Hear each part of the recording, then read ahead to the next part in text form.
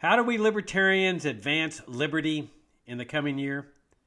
Join Richard Ebeling and me in this week's segment of the Libertarian Angle as we examine that question.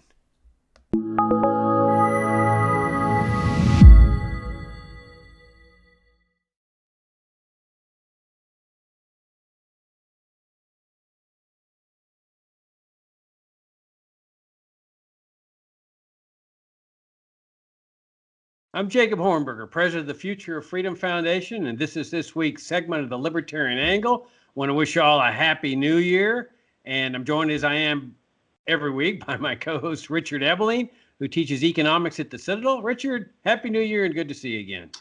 Happy New Year to you and to all of our viewers and listeners. With a great pleasure to see 2020 passing away and the hope that 2021 can't be any worse. Though, of course, you never know when it comes to government. Yeah, especially since when we started FFF some 30 years ago, it was hard to imagine that things could get much worse at that time. And now we look back nostalgically. It's such an era. Things have gotten worse about every year since then, Richard, despite our work for liberty, unfortunately. Well, let's hope that's correlation and not causation. Well, exactly. The way I look at it is that we got to just continue doing what we've been doing for 30 years. We have to continue adhering to principle in the coming year. I mean, now more than ever, I think the principled message for liberty is more important. For 30 years, there's been those in the libertarian movement who have been calling for reform, school vouchers, health savings accounts, and all these reform measures trying to get libertarian-oriented conservatives in charge of regulatory commissions. And unfortunately, a lot of these libertarians bill this as freedom, and so they've convinced many libertarians that is freedom, but it's not. Freedom necessarily entails a dismantling of infringements on freedom. If all you do is reform the welfare warfare state serfdom under which we live, at best you've improved the lives of people under serfdom, but you haven't achieved freedom. Freedom necessarily means dismantling infringements on freedom. Well, what does that mean? That means that it is incumbent on us libertarians to identify what are the infringements on liberty and then make the case for dismantling them, which is not always a simple case. I mean, for example, on education, the only real free society is one in which the state plays no role at all, a separation of school and state, like our ancestors separated church and state. So in order to achieve that, you need a certain critical mass within society that wants that. And then that critical mass then shifts the paradigm over to educational liberty. But in order to do that, you've got to expose people to the idea of educational liberty. If all you do is make the case for vouchers and how they're going to improve the public schools and so forth, you haven't made the case for liberty. And therefore, it's virtually impossible to achieve educational liberty without raising people's vision to what freedom really means and then making the case for liberty. So my position is that as bad as things are, and yeah, things are bad all the way around. I don't think in terms of freedom that things have ever been worse in our country than they are now. What we have to do is just bear down. Now, what is the point of this? I can imagine people saying, oh, words are, what's the big deal with words? All you guys do is just write articles and give talks and do libertarian angle. Well, there's a reason why totalitarian regimes shut people like you and me down. I mean, you see it in China. China is a perfect example of this, that they are a totalitarian communist regime. They wield all the power. They have all the guns. They have the military. They have their version of the CIA, the FBI, their NSA. They have 100% power over the citizenry. So they recently jailed a guy in Hong Kong, a dissident who's calling for democracy. Why? Why do they worry about one guy or even 100 people? What does it matter to them that these people are out there promoting these ideas when the citizens aren't even permitted to own guns? There could never even be a violent revolution. It's because these people, these communist totalitarian dictators, understand the power of ideas, and especially the ideas on liberty. That they understand that if an idea on liberty grabs the heart and mind of a person, it can go from him to another person until all of a sudden it sweeps across society like wildfire. And then when the citizenry are demanding change toward liberty, there is no regime that is safe, even a totalitarian regime with all the guns and all the power. And they understand that.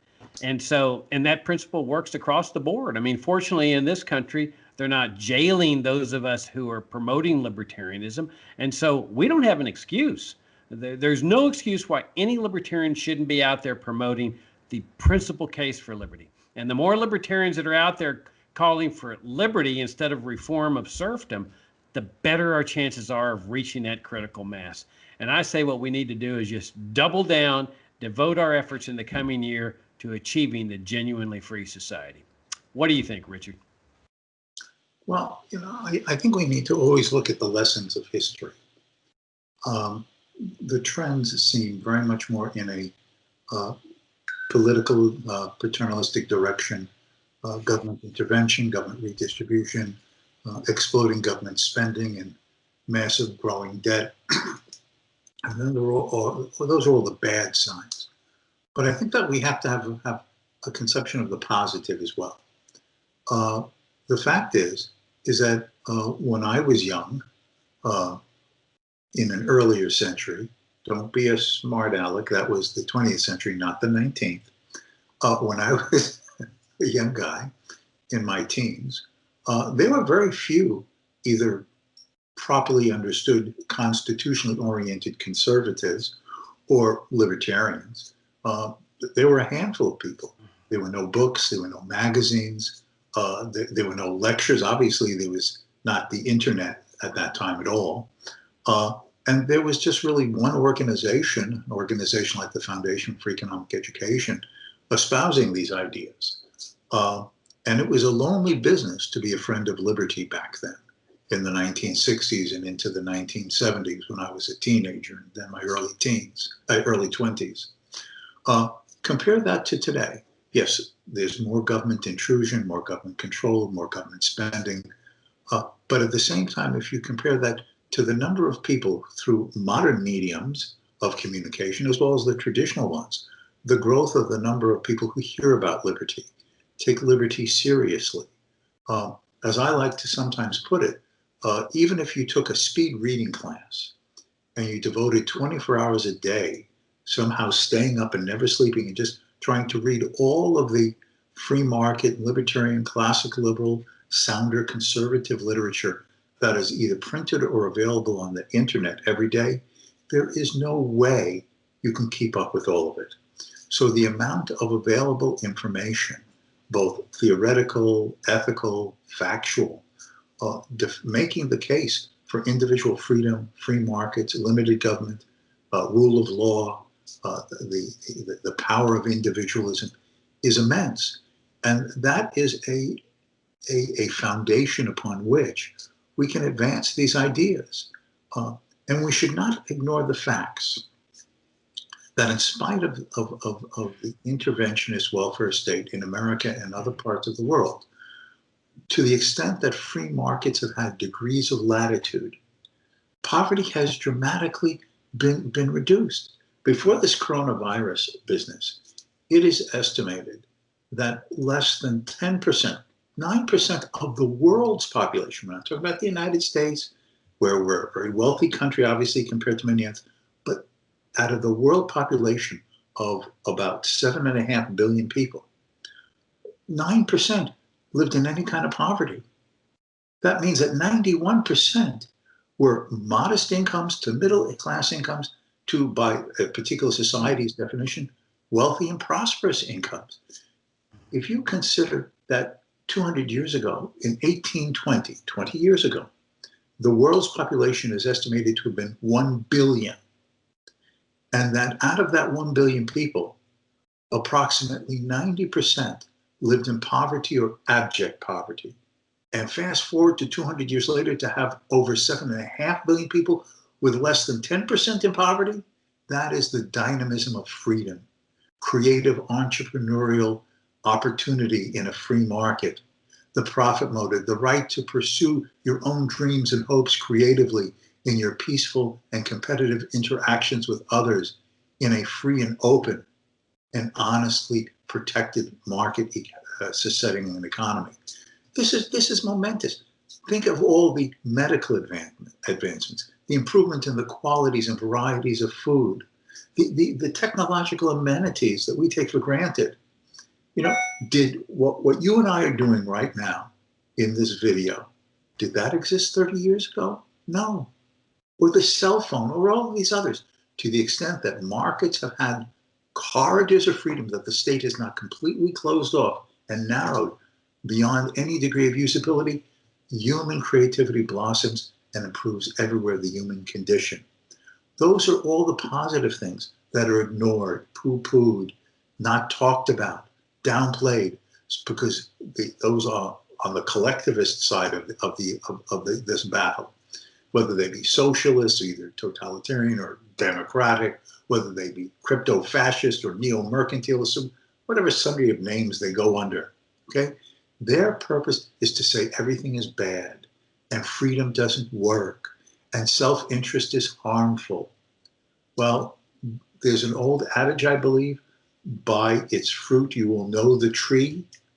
Well, look at what degrees of freedom have given the world.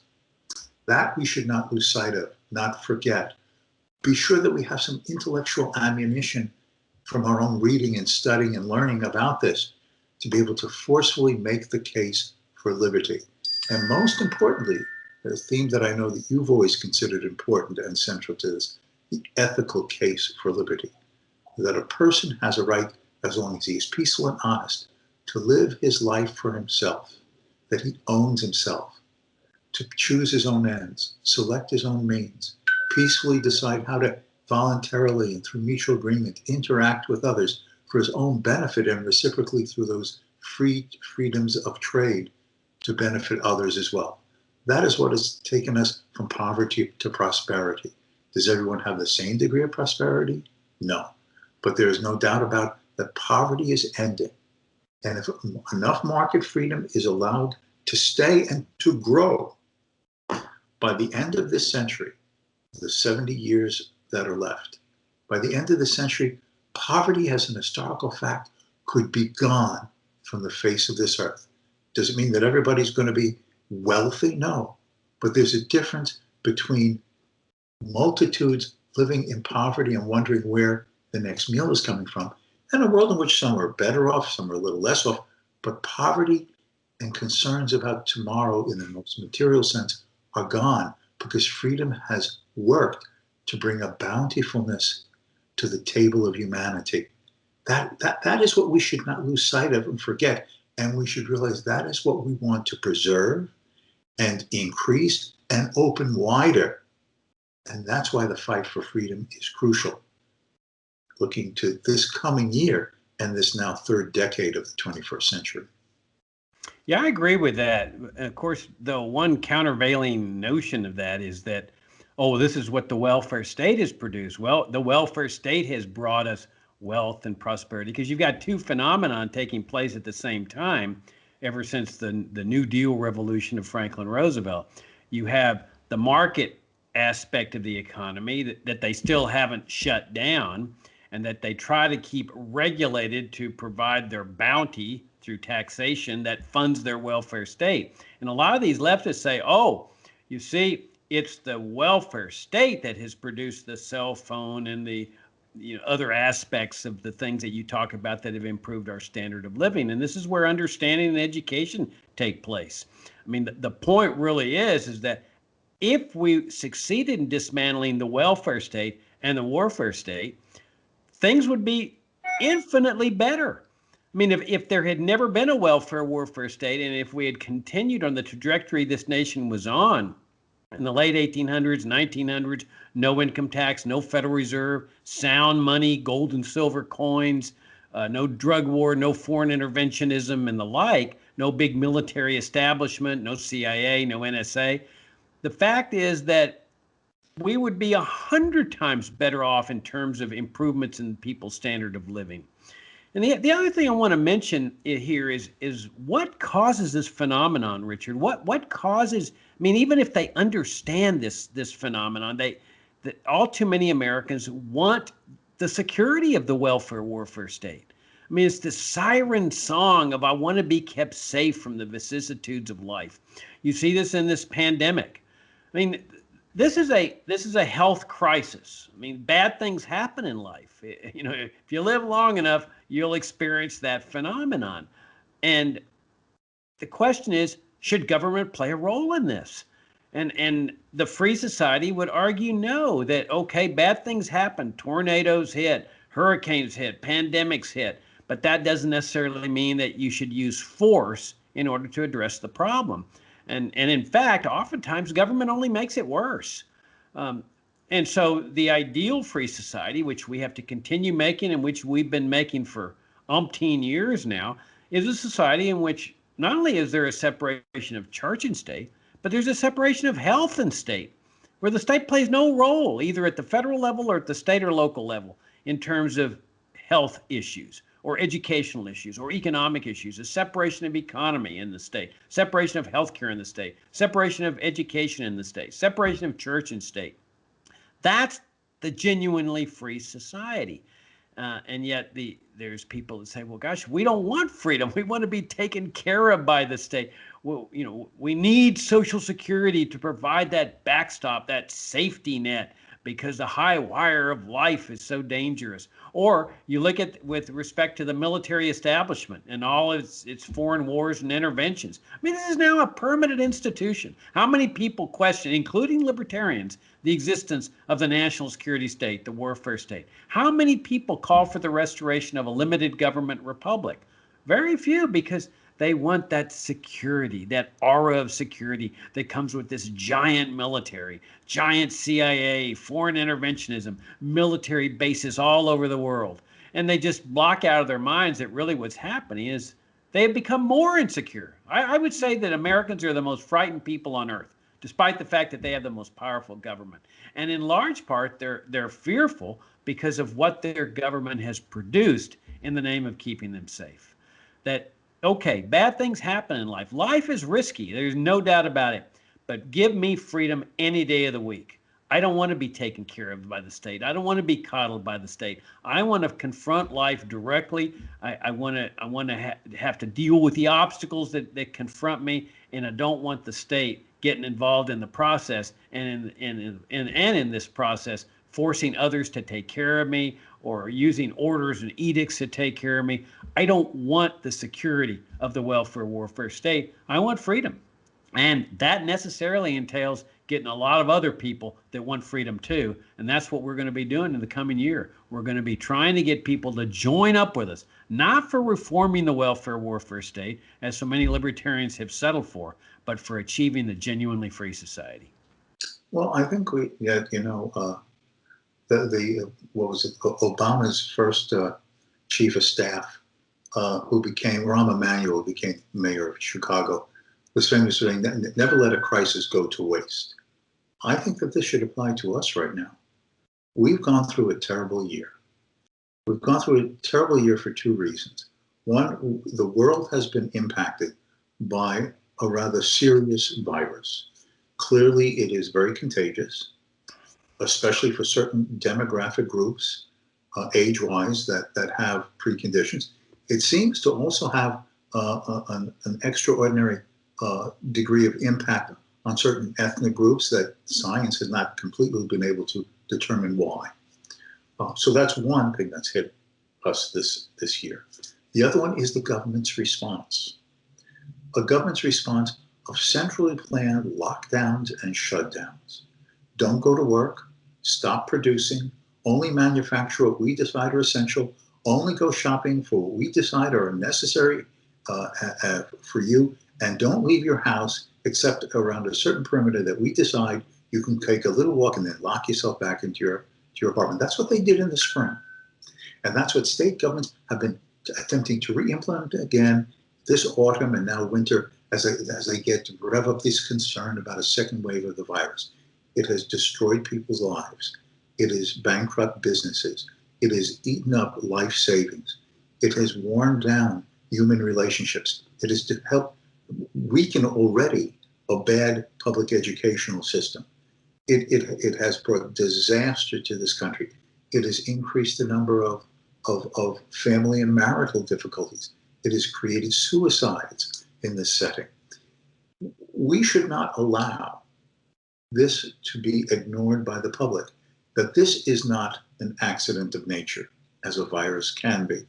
This has been man-made by the government's response of attempting to centrally plan the response to a virus that, in fact, they have failed in either really stopping or solving or correcting. They chose the wrong means to achieve this end, rather than allowing the private sector and individuals and the institutions of civil society to dynamically, creatively, interactively find ways to mitigate this situation to the best that might have been possible.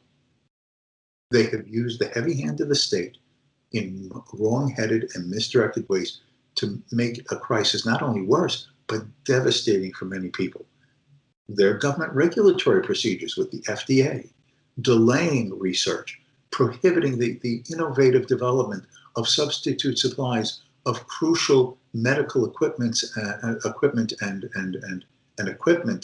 machinery when it was necessary, such as the respirators back in the spring. No, it has to be the government's way.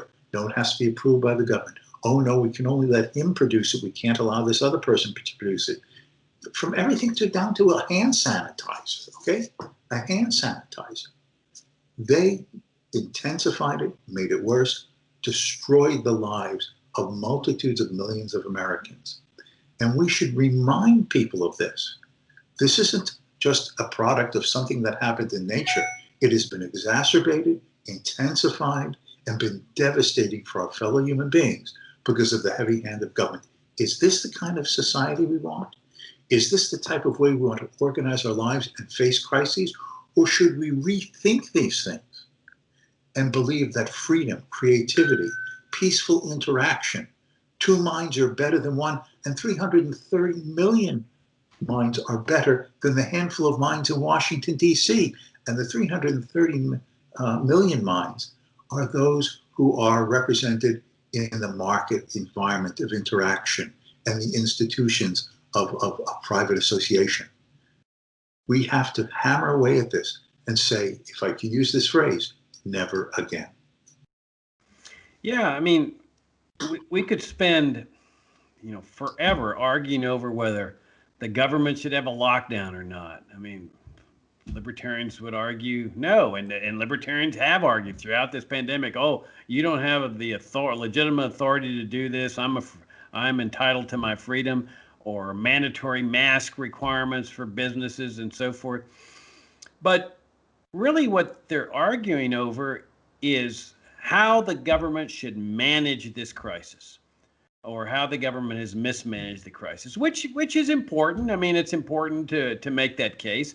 But the case that we made and have always made is that government shouldn't even have the authority to do these things. I mean, if you take an analogy like church and state, suppose that there had not been a separation of church and state. Suppose that you had a combination of state churches and private churches, and you had compulsory attendance laws for children to attend church, and the argument would be made that, oh, children should attend church. It's important they learn about God.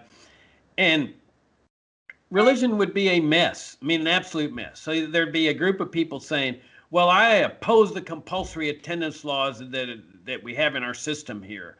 Or another one would say, I oppose the notion that you can't wear a hat in church. I want that regulation repealed. In other words, they'd be arguing over how the government should manage the churches, when really the genuinely free society goes to a higher level. And this is what our ancestors understood, is that government shouldn't have the authority to regulate religion at all. Just separate the two. And then you don't get into these debates of whether the government should have a lockdown or we should have mandated masks and so forth. And that's what we do at FFF. We raise people's vision to a higher level that says, look, how about a society in which the government lacks the authority, is prohibited by constitutional provision from regulating healthcare at all?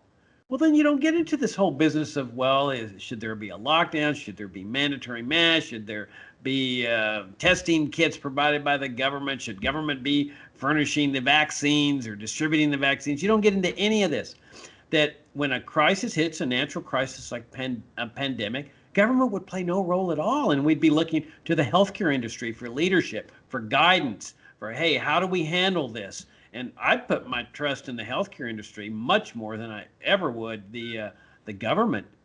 And so that's what the point I'm making about freedom. Is it, what does it really mean to be free? Is it a better managed government healthcare system, one that maybe ascribes to freedom principles or libertarian principles, or is it a system in which government is prohibited from intervening in certain areas of our lives, including religion, healthcare, economy, and education and other areas?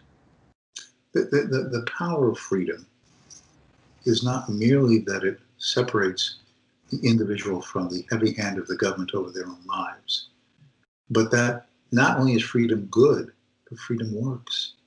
I mean, Adam Smith talks about a system of natural liberty, that an individual should be allowed to freely go about choosing his own profession, his own occupation, his own way of living.